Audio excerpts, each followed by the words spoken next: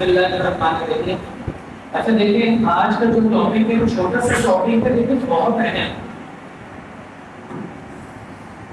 عدد جو ہوتے ہیں اس کو ہم کہتے ہیں نمبرز. اردو میں انگلش میں ہوتا ہے واحد اور جمع. کیا ہوتا ہے؟ جمع. لیکن عربی زبان کے اندر ہم نمبرز کو جب ڈیوائڈ کرتے ہیں تو اس میں ہم کہتے ہیں کہ ایک ہوتا ہے واحد، ایک ہوتا ہے تسنیہ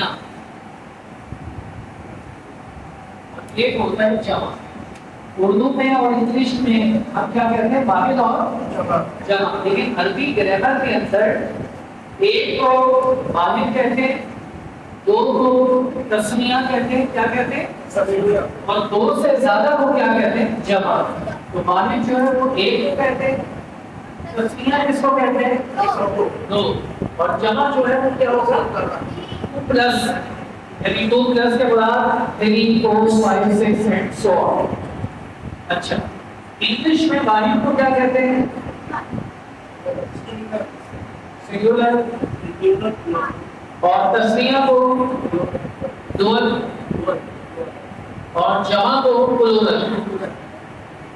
انگلش میں کہتے ہیں کہ واحد ایک کو، تسنیہ دو کو، اور دو سے زیادہ کو جو ہے وہ ہم کیا کہتے ہیں؟ پلورل. اور اس کو انگلش میں ہم جمع پلورل کہتے ہیں، اور اردو میں اور عربی میں ہم اس کو کیا کہتے ہیں؟ جمع. تو عربی کے اندر ایک فصاحت و بلاغت یہ ہے کہ جب دو کے بارے میں گفتگو ہو رہی ہو تو اس کو الگ ایمفیسائز کر دیا جاتا ہے. یعنی مثال کے طور پہ آپ یوں سمجھیں کہ اگر میں ایک کی بات کر رہا ہوں اور ایک جو ہے وہ میل ہے تو میں اس کو الگ کر دوں گا. اگر دو میل ہیں میں ان کو الگ کر دوں گا، اور اگر دو سے زیادہ میل ہیں تو میں ان کو بھی الگ کر دوں گا. اچھا اگر ایک فیمیل ہے ان کو ہم الگ کر دیں گے، اگر دو فیمیل ہیں ان کو ہم الگ کر دیں گے، اور دو سے زیادہ فیمیل ہیں تو ان کو بھی الگ کر دیا جائے گا. اچھا ایسا بھی ہو سکتا ہے کہ مخلوط نظام ہو، یعنی جہاں میں گفتگو کر رہا ہوں تو وہاں پہ خواتین بھی ہوں اور حضرات بھی. تو ایسی صورت میں جو آپ کے میسکولن اسٹرکچر ہے نا وہ سارے چلتے ہیں.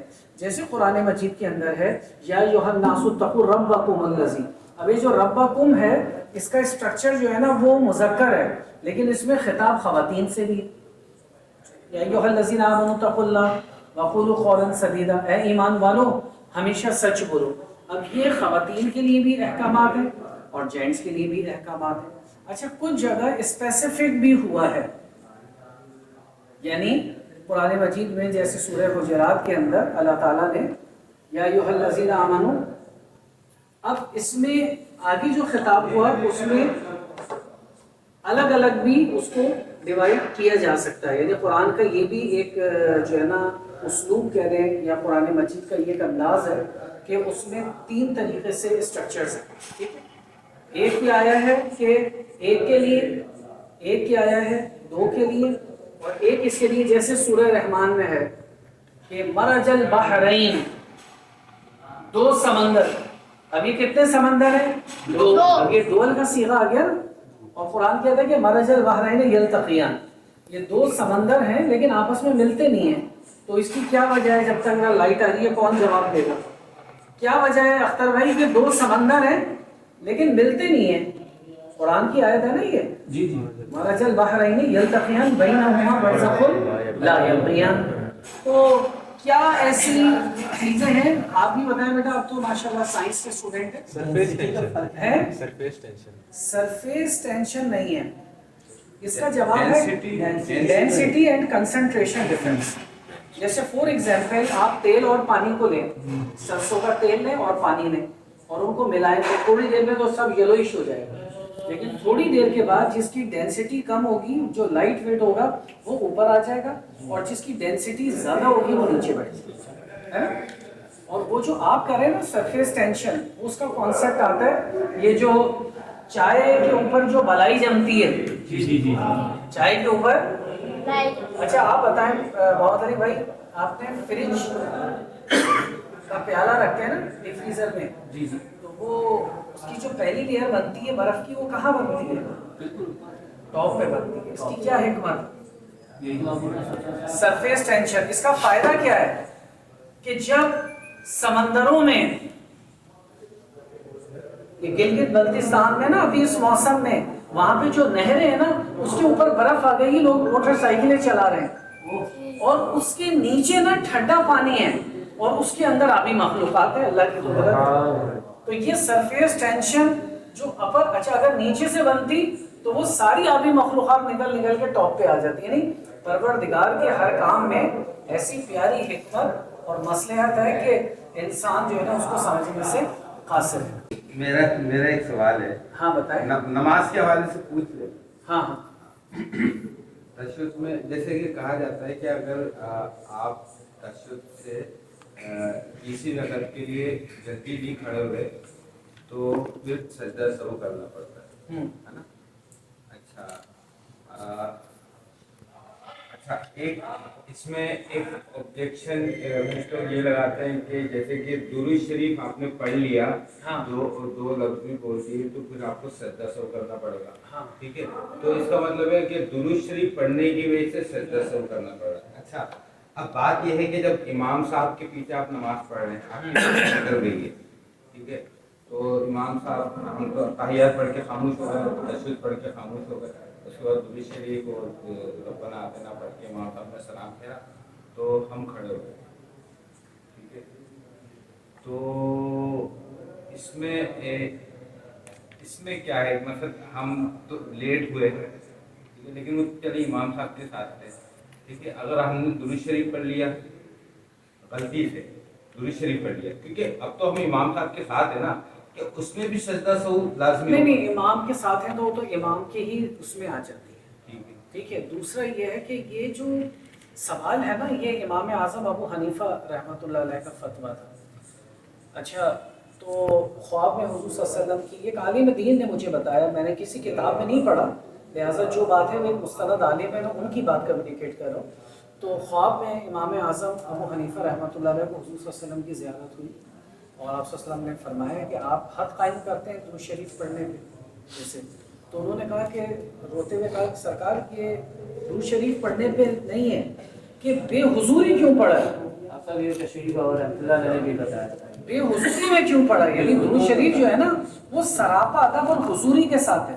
ہمارے ڈاکٹر مقبول صاحب جہاں سے ابھی ہم آ رہے ہیں نا وہ ہمیشہ یہ کہتے تھے کہ جب آپ درود شریف پڑھیں نا صلی اللہ علیہ یا محمد, اللہ کی رحمت و جان کائنات حضرت محمد مصطفیٰ صلی اللہ علیہ وسلم, یعنی اس کی مثال ایسے میں آپ کو سلام کروں السلام علیکم, اب میں دیکھ ادھر ہوں سلام السلام علیکم, تو آپ کہیں گے نا کہ یار آپ توجہ تو میری طرف ہو نا.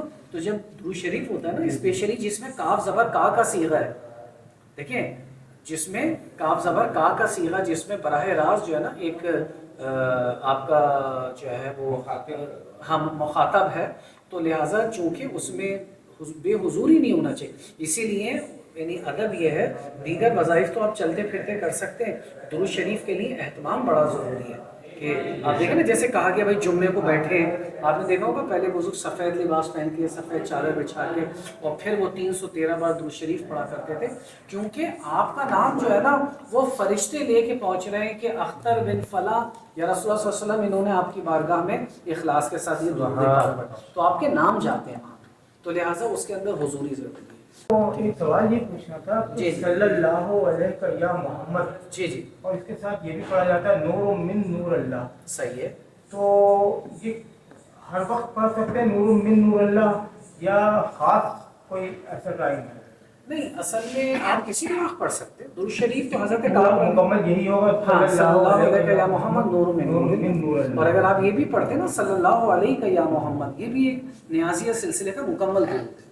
نیازیہ سلسلے کے 3 درود ہیں, صلی اللہ علیہ یا محمد ایک درود یہ ہے, صلی اللہ علیہ یا نور محمد کہ آپ صلی اللہ علیہ وسلم کے نور پہ درود ہو, اور تیسرا درود شریف نیازی سلسلے کا ہے الصلاۃ والسلام علیہ یا نور اللہ و ظہور اللہ, صلاۃ و سلام اس اللہ کے نور پہ جو اللہ تعالیٰ نے سب سے پہلے ظاہر فرمایا, اول ما خلق, یہ 3 درود ہیں.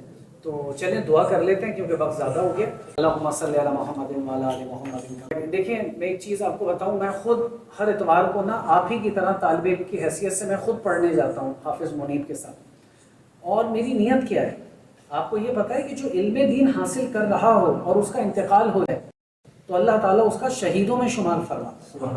تو میں تو اس نیت سے ہر اتوار کو کلاس لینے جاتا ہوں کہ موت تو آئے گی نا, تو ہم وہاں پہ, انہوں نے کہا 8 سال کا کورس ہے, میں نے کہا لائف ٹائم کر دیں, میں ایک ایک درجے کو 3 بار پڑھتا رہوں گا تاکہ طالب علم ہمیشہ رہیں.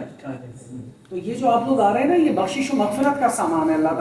اللہ تعالیٰ میرے مولانا جتنا علم دین حاصل کرنے والے سب کو استقامت عطا فرمائے. یا اللہ حاضری قبول و منظور فرمائے. وصلی اللہ تعالیٰ علی خیر خلقہ ونور عرشہ محمد. یا اللہ ہمارے آج شکیل بھائی کے والد محترم کی برسی ہے, اللہ تعالیٰ ہمارے شکیل بھائی کے والد محترم کی بخشش و مغفرت فرما.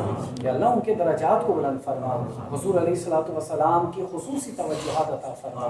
یا اللہ شکیل بھائی کی والدہ محترمہ کو مکمل شفا یابی عطا فرما. صاحبزادہ جلیل فاروقی صاحب کو, حضور ضیاء میاں سرکار کو, مرشد کریم کو, خواجہ مودود صاحب, صوفی عبدالقدیر صاحب, صوفی مشتاق صاحب, صوفی عبدالقدیر صاحب, عرفان نظامی اور عرفان سعیدی صاحب, اللہ سب کو مکمل شفا یابی عطا فرما. جتنے حاضرین ہیں سب کے خصوصی فرما. حافظ مستقیم صاحب کے صاحبزادے کو اللہ تعالیٰ صحت کاملہ عطا فرما. صلی اللہ تعالیٰ علیہ وسلم.